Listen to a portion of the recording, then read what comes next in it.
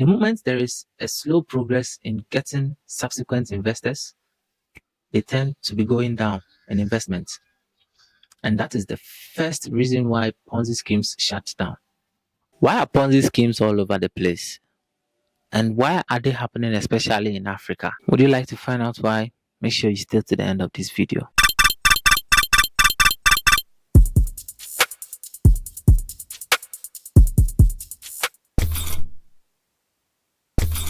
A Ponzi scheme is a fraudulent investment operation that pays the returns to investors from their own money or the money from subsequent investors.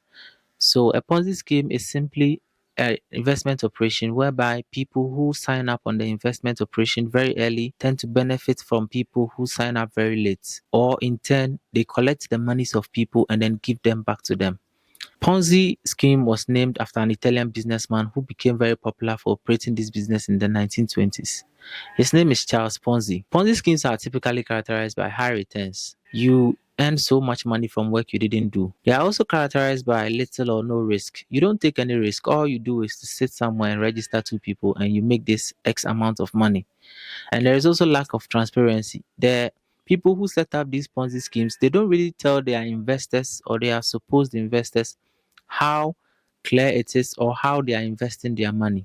And hence there is no transparency. How do these Ponzi schemes start? They start by a group of people who decide to set up this operation, and then they try to bring people on board, convincing them that they will make this amount of money for work that they didn't do, and they promise them a lot of other stuff like travel, like other products that they attach to these schemes, and people tend to sign up. So once people sign up, they convince them that once you bring more people, you earn this amount of commission, and then they bring people and they continue to bring people. Why is this taking over Africa? One is due to unemployment. People who are graduates and yet unemployed tend to move their lives to these schemes because they feel like they have no work to do, and the little money that they have, and these schemes are promising them very high return on investment.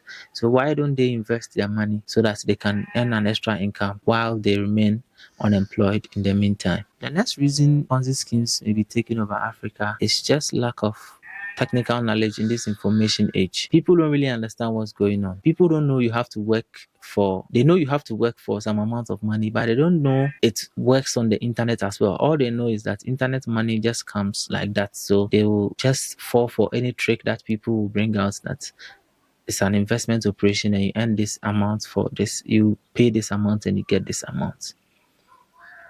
Now, how and why do Ponzi schemes shut down? First of all, it's not sustainable. Now, how do they rise? Then we'll get to understand how they shut down. They rise on the monies of subsequent investors.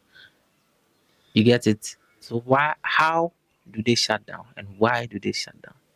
Since they rise by the money that the subsequent investors invest, the moment there is a slow progress in getting subsequent investors, they tend to be going down in investment. And that is the first reason why Ponzi schemes shut down. How do they shut down? They shut down by, if they themselves who organized the scheme are having very, very, very big investors, these investors tend to withdraw their money from the investment operation, and then the scheme starts to shut down. This causes a panic withdrawal where other individuals also tend to withdraw their money from the scheme, and then it goes on and on and on until they reach a certain threshold where the organizers of this scheme feel like the money that they've earned, they might cross the profit margin that they intended to get earlier on. So they therefore shut the, if they are using a website, they shut it down. If they are using a pyramid scheme, they just close. If they have an office, they just shut it down. They try to close any other means that you can get to your money. If it's on internet, they close their websites, they close their social media. If they have a support, they shut down the support system. If they have a call center, they shut it down, they shut everything down.